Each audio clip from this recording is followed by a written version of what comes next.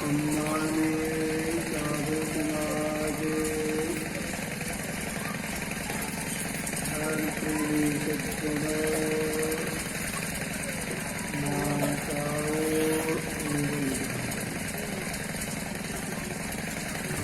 श्री कृष्ण के पास एक जोगी जी आए। जोगी जी के हाथ में एक तलवार था।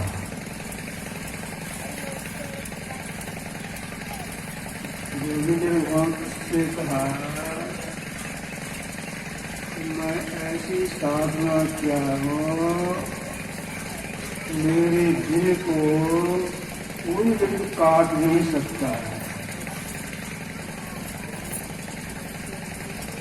क्या तलवार आप लीजिए?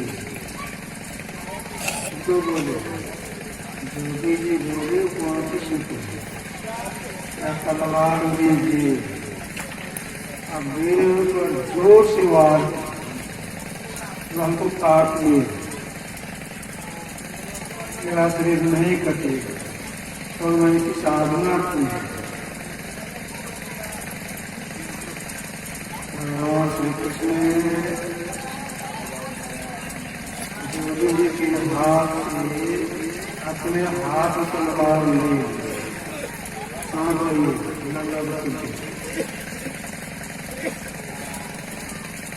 खूब जोर से जोगी जी के दिल तलवार को चला।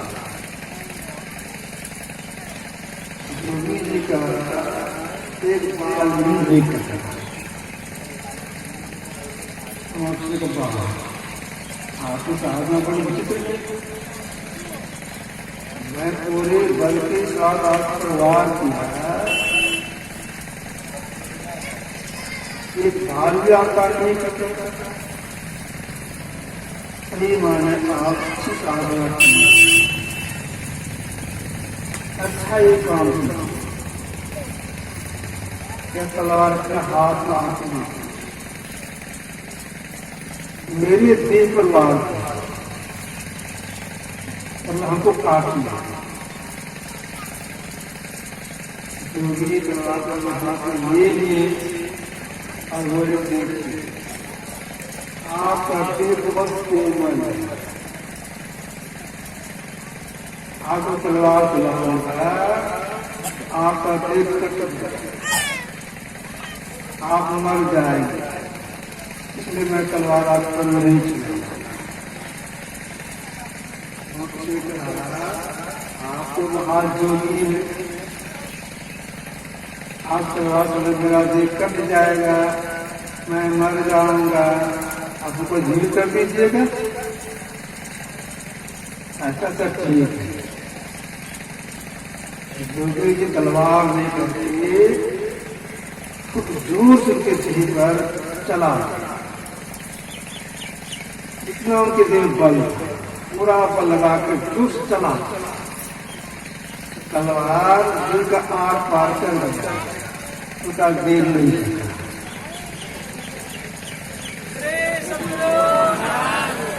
जोगी ने कहा आप हमसे विशेष हैं, तलवार आर पार हो गया, आपको देख करता है, अब हमसे विशेष। ऐसी थी इन्होंने अर्जुन से कहा, ईश्वर के स्वरूप से उन्होंने कहा शरद पानी पानी तप सर्वतोक्षि सर्वशक्ति मान के सर्वाधिक विशुद्धि। परमात्मा कैसे है? उनका सब जगह आंख, ऐसी जगह नहीं जहाँ उनका आंख नहीं हो, आंख ही आंख। सब जगह सिर है, सब जगह कान है, सब जगह मुंह है, सब जगह हाथ है, सब जगह पैर। मतलब ये सर्वत्र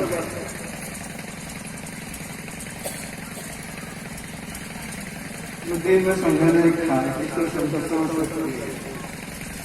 आपके पास कोई कलम है, कलम के नोक पर जो स्याही है, उस स्याही से अगर आप चाहेंगे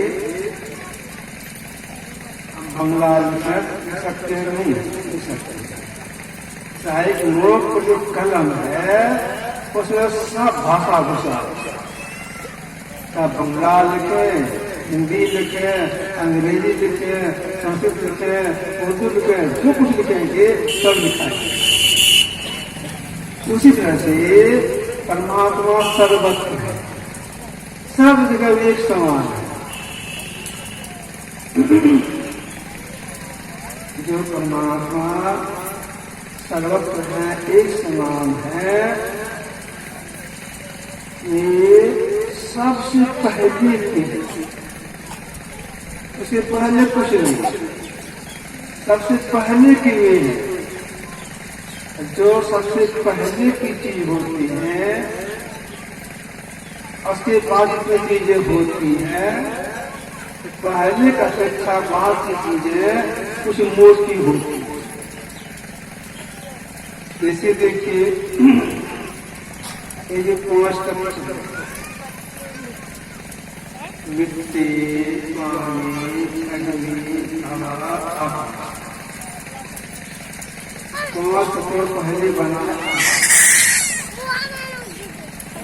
आकाश में घर्षण लगता है, नहीं लगता। आकाश के बाद बना हवा, हवा का घर्षण लगता है, अरे देखने में आ रहा है, लेकिन घर्षण लगता है। आकाश से मोटा हो गया। आकाश के बाद, हवा के बाद बना है अग्नि। अग्नि को देखते हुए छूते ही, अग्नि के बाद बना है पानी, पानी देखते हुए छूते पीते हुए। पानी के बाद बना है मिट्टी, मिट्टी हम लोग खेती करते हैं, घर बनाते हैं, सब कुछ करते हैं। तो जो पहले का होता है सूक्ष्म, पतला, उसके बाद सब चीजें उससे कुछ मोटा, और परमात्मा सबसे पहले की है, तो सबसे बेसी पतला है। सबसे पतला होने कारण वो सामने है। जो सबसे पतली चीज है उसमें वो घुसी हुई है। इसको इस तरह समझ सकते हैं, हम लोग घर के अंदर बैठते, जिनका समय है, घर में कोई चीज है, उस पर सूरज की रोशनी आती है, गिलेशन में अच्छे है, सूरज की रोशनी आती है, उस रोशनी में गौर से देखते हैं, धूल को दिखाई पड़ती है, और धूल को देखते हैं, छूने में आता है, छूने में जब देखते हैं इतना बारीक धूल का, मुंह से फूकते हैं तो धूल को घूमने लगता है। तो जो घूम रहा है धूल को तो छू सकते हैं, छू नहीं सकते, देख सकते हैं। उसको बोलते हैं त्रस रेणु। त्रस रेणु में भी ये घुसा हुआ है, वो बोलता परमाणु। परमाणु किसको बोलते हैं? परमाणु के एक चिन्ह है, बहुत पतला बताया गया है। उस परमाणु जिसका केवल चिन्ह लंबा चौड़ी नहीं दिखाई पड़ता है, उसमें ही आकाश घुसा हुआ है। अब देखिए आकाश कितना पतला है, परमात्मा इस आकाश में भी घुसे हुए हैं। उसके बाहर कितने पतले होंगे परमात्मा। क्या जो आकाश है, इस आकाश में हम लोग चलते फिरते हैं, इस आकाश में या पृथ्वी है, सूर्य है, चंद्रमा है, तारे हैं, एक आकाश नहीं है, बहुत से आकाश हैं। जितनी भी आकाश है सभी आकाशों को आकाश देने वाला परमात्मा। तो सबसे पहले के जो सबसे पहले के है अपने सूक्ष्म है, उसे कहीं खाली नहीं है। अगर उनको कोई देखना चाहते हैं तो कैसे देखे? केंद्र द्वारा देखना चाहते हैं, द्वारा देखना नहीं आएगा। जैसे देखिए समझने काल से सभी लोग जानते हैं कि दूध में घी रहता है। सब लोग जानते हैं दूध में घी रहता है। कोई मामा यह सोचिए दूध में घी है, होली का समय आ गया है, घर में 15-20 आदमी है, सबके लिए पूरी बनवाना है। घी मिल जाएंगे, अभी पैसे लगेंगे, दूध में घी है ही तो उससे सस्ता दूध है, घी से सस्ता दूध है, दूध ही खरीद लेते हैं और सिर्फ दूध में घी है ही तो 10 किलो 11 किलो दूध खरीद ले, जिसे पुलिस खा लेंगे, पुलिस मिलेगी। कितना चतुर महिला क्यों हो, दूध पूरी नहीं छलेगी, दूध ले आई, पैसा कम कर दिया, आवाज कम कर दी, दूध 10 किलो खरीद ले आई, अपने संतान दूध से पूरी नहीं छलेगी। अब क्या करें? उस दूध को औटेंगे, कहीं जमाएंगे, फिर दही को मखेंगे, मक्खन निकलेगा, उस मक्खन कढ़ाई में दे करके उसको गर्म पकाएंगे, तब उसे घी निकलेगी। उसी तरह से ये 7 इंद्रियां हैं, इन लोग संग रहा करके आप परमात्मा को नहीं कर सकते। आंतर साधना करते करते अकेले अवस्था आ जाएंगे, तब उनका दूध को मखते हैं, घी बना नहीं बोलते हैं, मखते हैं, मक्खन निकलता है, तब से घी निकल के तब कोई क्षमती है। उसी तरह से अलग जब हो जाएगी अंजीर, तब उसका दर्शन करें। इसके लिए क्या करना है? इसलिए के लिए महाप्रभु ने कहा अंतर साधना करते करते, निधानावास करते करते जब शब्द से अलग हो जाएंगे, अकेले हो जाएंगे, तब जो परमात्मा शब्द में सुधार है उनका दर्शन हो जाएगा, कल्याण हो जाएगा। तो शब्द से अलग होने के लिए क्या करना पड़ेगा? शब्द से अलग होने के लिए क्रम से साधना करनी पड़ती है। क्रम साधना नहीं है कि एक नाम का जप करेंगे, एक रूप का ध्यान करेंगे, समर्थन करेंगे, उसके बाद सुधान करेंगे, उपयोग करेंगे। अगर उसमें सफल हो गए तो 5 कर्मेंद्रियां, हाथ, पैर, मुंह, लिंग, गुदा, 5 इंद्रियां, आंख, कान, नाक, जीभ, चमड़ा, 510, इससे अलग हो जाए। विशुद्ध क्षमता में ये 10 छूट जाती है, 4 संवरण भीतर 4 संवरण जाती है। उससे क्या होता है? परमात्मा सूक्ष्म माया देखने में रहती है। साधु संत देखते परमात्मा सूक्ष्म माया है। वो गोचर जहाँ लगी मन जाई, हसो सा माया जान। भीतर की चादर संग्रह के जो देखी सुनती है वो सूक्ष्म माया है, परमात्मा सही स्वरूप नहीं है। वह आप जो कुछ भी देखते हैं सब माया माया। चादर छूट जाए तब अकेले होंगे। इसके लिए क्या करने के लिए महाप्रभु ने कहा? इसी के लिए महाप्रभु ने कहा सबके अंदर में अनाहत शब्द होता है। कौन सुनते हैं अपराध को? जो एक नाम का जप करते हैं, एक रूप का ध्यान करते हैं, विष्णु साधना करते हैं, जो सफल होते हैं, ये अपने अंदर में आधार नाम को सुनते हैं, बहुत का शब्द सुनते हैं। और बहुत से शब्दों में एक शब्द है सार। इसका केंद्र है परमात्मा। शास्त्र का केंद्र, शास्त्र का केंद्र परमात्मा है। उसमें चुंबकीय गुण है, आपने खिंचने का गुण है।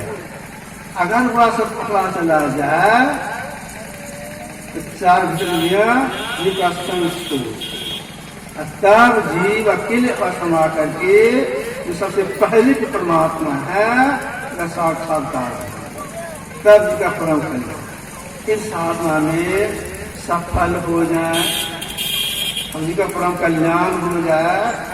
जितने बड़े बड़े महापुरुष हो गए सबका कहना है, और इसके लिए आपको कुछ संयम करना पड़ेगा। संयम तो बहुत तरह का है। तो पहला संयम क्या है? पहला संयम है खान पान का संयम। वे भी समझ में किए हैं, क्या कहा इन्होंने? खान पान को प्रथम संभाल, तब रस रस सब अवगुण। खान का संयम करने के लिए कहा। खान पान में क्या संयम करेंगे? खान पान संयम यह करना है, तामसी भोजन नहीं,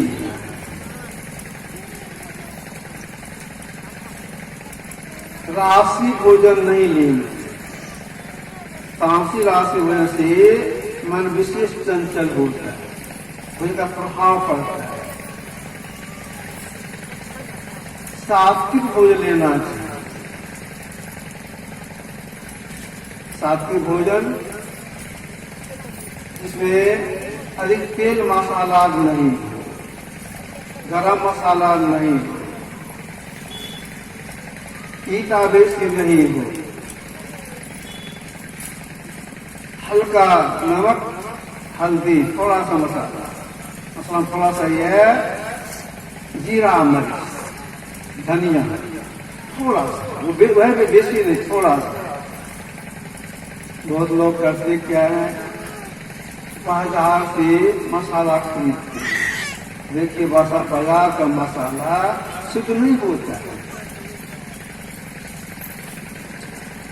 देखिए तो वैसे सुने हैं कि दाल मोट सड़ जाता है, उसको मसाला पिसवा करके पिस करके मसाला मिला देता, अशुद्ध हो गया। जीरा में धनिया पिसना है, अपने घर में पिसना चाहिए, थोड़ी जिला पर अपने पिसना चाहिए। गुरु महाराज भी अपने सब्जी में जीरा, ठोस मरीच, गोल मरीच, धनिया पिसा के देती थे। लोहड़ी पार्टी पर पिसना पड़ता था, हम भी बहुत पीसे, लोहड़ी पर पीस करके उसको सब्जी में देती थी। तो घर में पिसना चाहिए, अपने से तैयार करना चाहिए, और कम मात्रा भोजन ऐसा हो जो जल्द पच जाए, घर्ष नहीं हो, कब्ज कारक नहीं हो। तो कब्ज कारक भोजन करेंगे तो साधना करने में मन नहीं लगेगा। ऐसा भोजन हो सुपाच हो, कब्ज कारक नहीं हो, ऐसा भोजन करना चाहिए। लोग करते क्या है, गेहूं को धोते हैं, सुखाते हैं, और चाहते मिल पिसाने के लिए, तो मिल वाले को बोलते हैं गेहूं को महीन पीस दीजिए, मैदा के समान महीन पीस दीजिए। तो महीन आटा जो है वह कब्ज कारक होता है, मोटा बनाना चाहिए। अपने से अगर हो जाए तो ठीक है, तो मोटा बनाना चाहिए। आसना में एक साधक थे, तो अपने से भोजन बनाती थी, लेकिन आटा खरीद के लाती थी बढ़िया दुकान से। जहाँ आटा खरीदती थी, आटा खरीद के ही लाती थी बेचारे, अकेले थे घर में। तो जहाँ मील है वहाँ चोकर खरीद के लिए आती, तो आटा और थोड़ा चोकर दोनों मिला करके सब रोटी बना चुके थे। कुछ धोकर आटा मिला करके पहले शाम देते थे, कुछ फिर खुलने के खुलने के छोड़ देते थे, उसके बाद रोटी बना करके खाते थे। एक साथ मोटा आटा होना चाहिए, ऐसा भोजन नहीं हो तो पेट जाके चप जाए। मैदा का जो व्यवहार करते हो पेट पकड़ता है। मैदा का व्यवहार करेंगे कब्ज होगा, साधन तरक्की नहीं होगी। ऐसा भोजन जो पच जाए पेट साफ करते, ऐसा भोजन करने की क्या करना चाहिए। वह भी मात्रा के अनुसार सात्विक भोजन है, पूरा खा लेंगे तो उसमें साधन तरक्की नहीं होगी। कम मात्रा लेना चाहिए।